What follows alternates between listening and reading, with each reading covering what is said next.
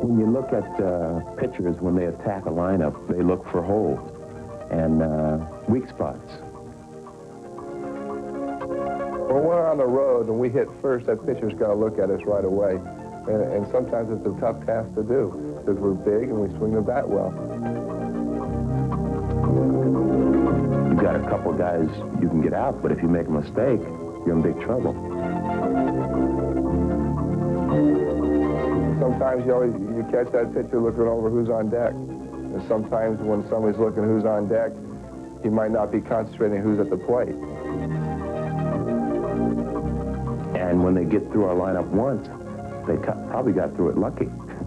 So we're going to get them eventually. The power and glory are back in Oakland, courtesy of a formidable lineup that has produced the most homers, runs, hits, and highest batting average of any team in the American League West, all of which adds up to an 8-game lead and a case of fear and loathing for opposing pitchers. We're going to go out and play the game the way it's supposed to be played. We feel we have a very good ball club, and we think that we can beat anybody on any given day. We're going to let our record, and let our bats and our forearms do the talking. In Oakland, the forearm bash is very much in while the high five is out.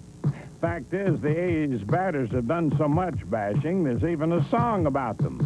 I was in the Coliseum late one night when my eyes beheld an awesome sight. A Maguire home run had begun to rise when suddenly, to my surprise, he did the monster bash. Hit the ballpark smash. It caught on at a flash. He did the monster bash.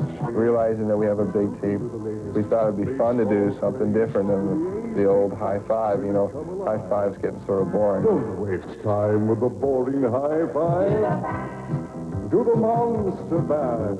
I think one of our trainers saw an arena football game the other night, and the field goal kicker kicked the field goal, and the holder came up and gave the guy a forearm bash. So it's sort of funny. It's taken off. So, we just want to do something with our team to be different, to be fun.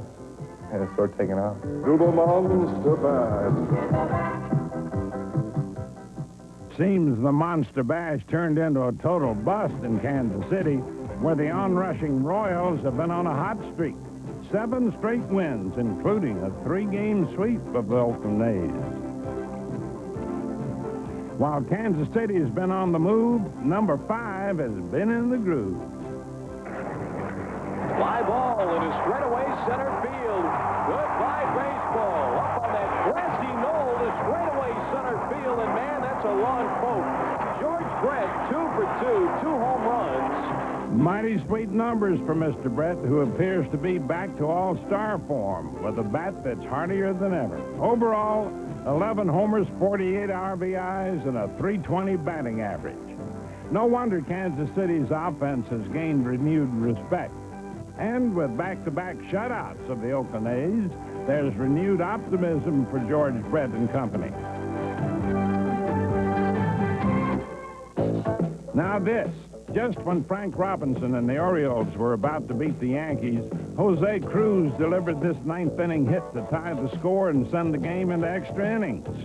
Then in the 10th, more Baltimore woes when Jack Clark came to bat with a chance to put New York back on top. And he hits it deep to left field, way back, and it is gone. It's 4-3 New York.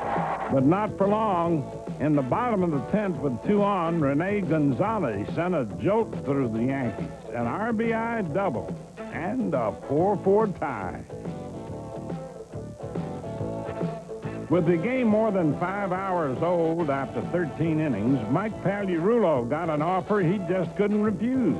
Runners on first and second. Lined over Cal Ripken's head for a base hit. The Yankees take a 5-4 lead on Mike Pagliarulo's single. And as the game grew into the longest of the season, 5 hours and 46 minutes, the Yanks' defense grew weary in the 14th. New York helped Baltimore load the bases and then helped out again when Cal Ripken came to bat. Runners are moving. The 3-2 pitch. Snagged by Pagliarulo from his knees. He throws it away.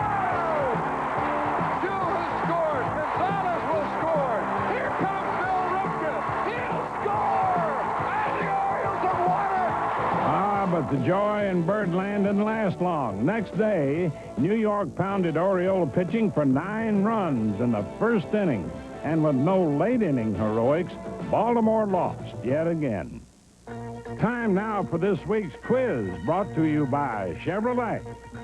Seattle's Harold Reynolds recently got 8 straight hits. And speaking of hits, can you name the player who in a season got the most hits?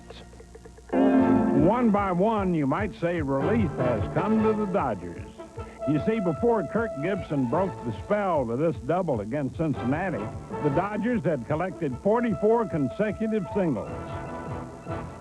Even with the sudden loss of power, L.A. held on to first place in the National League West, finding all kinds of ways and means to beat the opposition. The mental discipline that we have now on our club is a lot different. The guys are going out there with the winning attitude. Your work habits are better when you're winning, and it's more fun to come to the ballpark. So things have turned around. It's a great feeling to have that in the clubhouse now, to know that we're going to go out there and we really want to beat somebody bad. Kirk Gibson's team-high 11 homers make that a lot easier. A star in what Tommy Lasorda calls his awesome fivesome, Gibson gives the Dodgers power, and then some. He's a manager's delight as far as I'm concerned. He loves to play. He's a tremendous competitor. He prepares himself, completely for the ball game. When he goes out to play, you can rest assured that he's going to give you every ounce of effort that he has within him. I just love this guy. He's a great guy for a ball club. Leaning on John Shelby has also proved a worthwhile occupation. Since taking over center field last May, Shelby's been a sweet surprise. And lately, he's been on a streak, 23 consecutive games hitting safely. Tommy Lasorda is also pleasantly surprised by Tim Leary, who's apparently starting to come around this season. In helping to fill the void left by Bob Welch, Leary has also helped keep L.A.'s preeminent pitching staff looking pretty. He's the kind of guy that's got tremendous velocity on his fastball and just outsees the other hitters around the league. He's one of the toughest pitchers on our pitching staff, there's no doubt about it. The key, I think, for Tim Leary is that he has found the control of his fastball. He's able to throw the fastball low and away to right-handed and left-handed hitters anytime he wants to. The batters now know that, and that sets up his other pitches. He's getting ahead in the count instead of behind in the count, and batting averages of opposing hitters when you're ahead in the count is so much lower than when you're behind in the count, and that's what's making him a better pitcher. With so much talent pouring into L.A., the Dodgers are feeling a bit giddy. I think it's good to laugh. Laughter is the food for the soul. When you laugh, you forget whatever problems you might have. You know, 50 years ago, hitters weren't laughing when Johnny Vander Meer of the Cincinnati Reds accomplished one of the game's greatest pitching feats. In June 1938, he threw back-to-back no-hitters. I sure never expected to pitch 2 no-hit, no-run games in a row. I didn't go for a no-hitter in either ball game till the last inning. Then I went for it. So I started both those ball games in the 9th inning and said I had 20 good pitches left. And I would give them everything I had. No let-ups, no changes, nothing cheap. If I was going to get beat, I was going to get beat on my strength. And his strength was his fastball, but on June 11th against the Braves, he relied on finesse. One of the few days that I was throwing the ball exactly where I wanted to throw it all day. About 80% of the plays were ground balls in the infield. I was throwing a lot of sinkers. It was an entirely different pitch ball game than the second one. The second one came in the first night game ever played in Brooklyn's Ebbets Field, June 15th, and for Vander Meer, a night of surprises. The first thing that happened was they gave me a night from my home in New Jersey. And that is the jinx right there. You usually don't get by the 3rd inning. I thought about that, too. And then also the fact that you're playing in Brooklyn, and they'll let you know before you even throw the first pitch over there that we're going to get you. But one of the things that came up that night was McPhail kept selling tickets, and he didn't stop. And the fire department came in because he had them sitting in the aisles and you name it. I got up to warm up 3 times, and I had to sit down 3 times. But we really didn't get started that ball game that night till about 9 o'clock. So there was a lot of things that went different in that second game to put a lot of heat on me. Yes, it was Vander Meer who put the heat on the Dodgers with plain old hard stuff.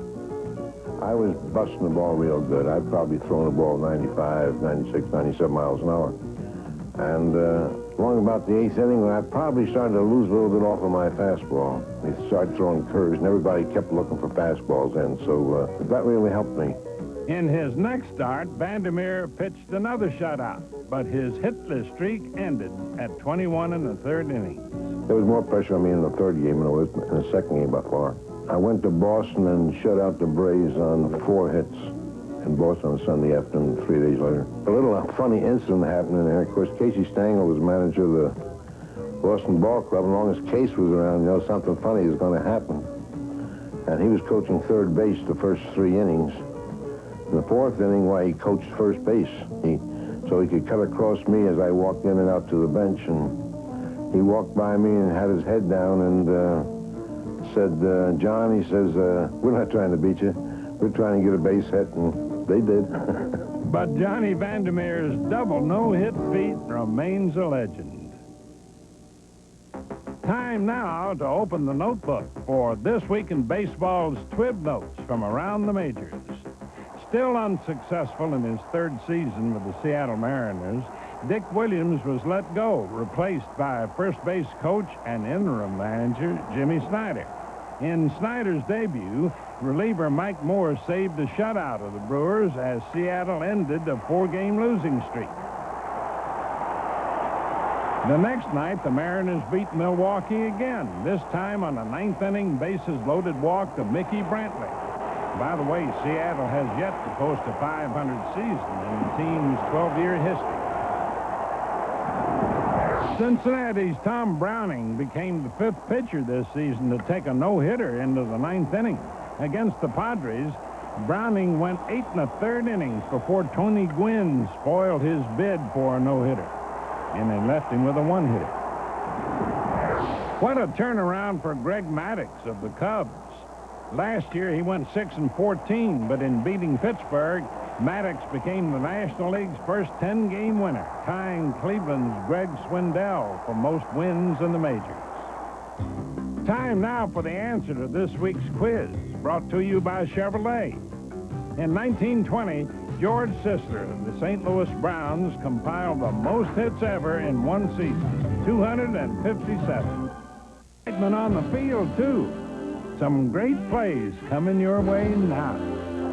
Fly ball, right center field. Carter, can he get to it? Oh, what a catch! High ground ball, backhanded by Seitzer at 3rd. The long toss across. What a play.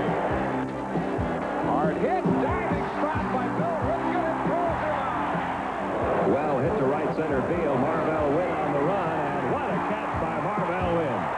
And that's ripped into right field for a base hit. Terry Poole is being waved in, and here comes the throw.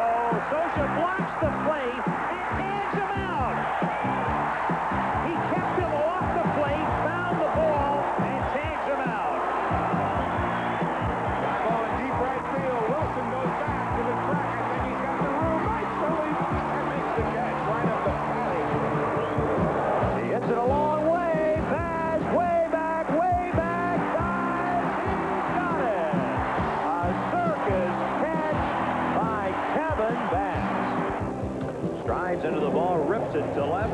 Ozzie coming home. Here's Bradley's throw. It is in time, and Ozzie's out at the plate. I shall not seek, and I will not accept. I have a dream that one day you and now it's on to Chicago, and let's win there.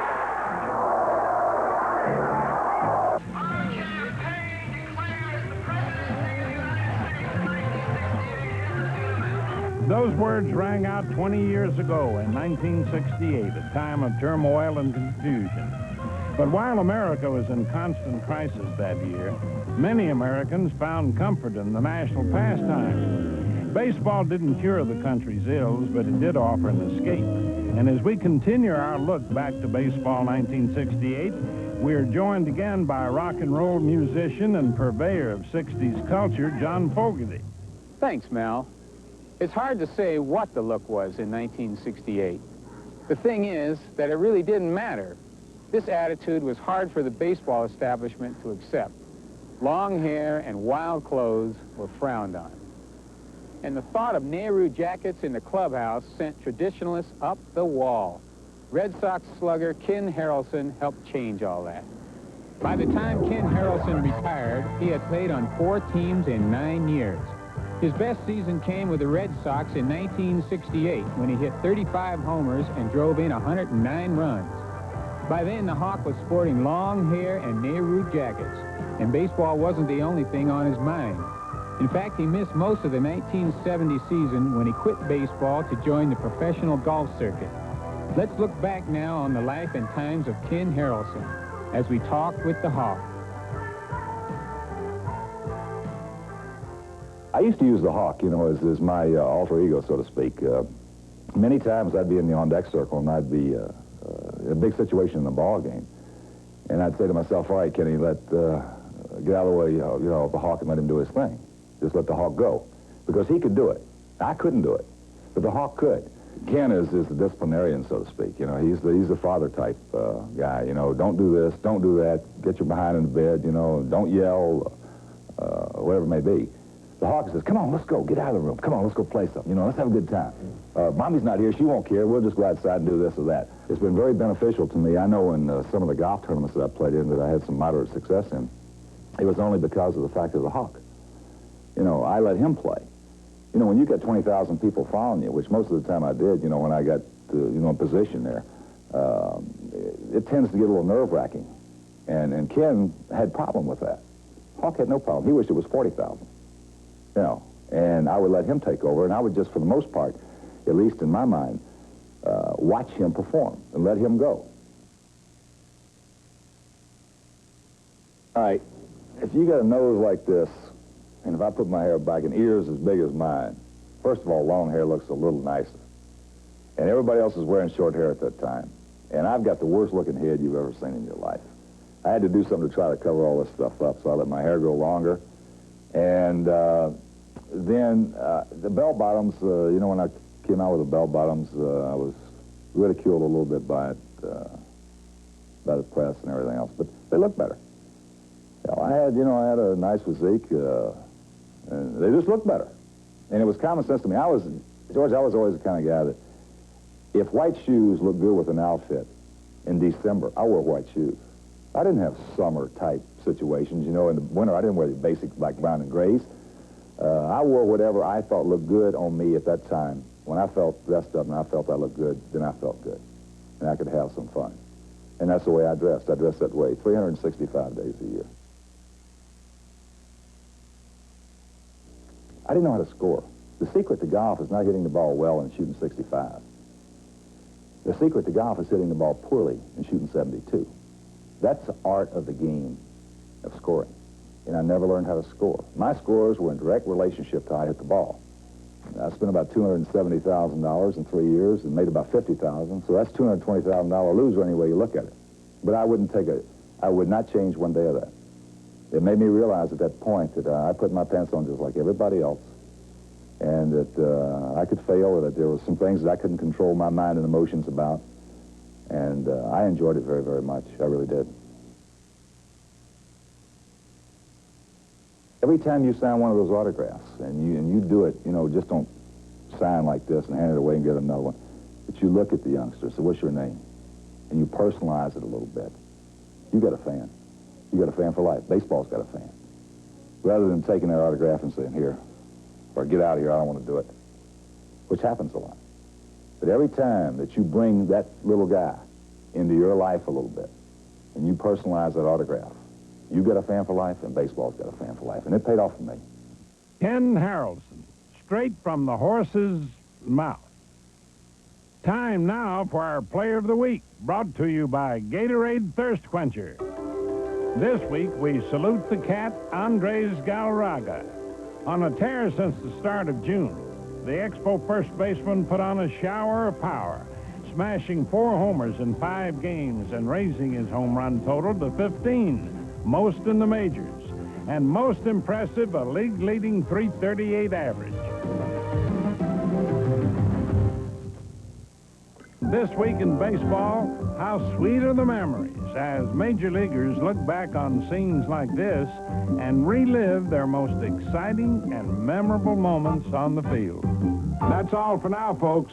See you next week on This Week in Baseball.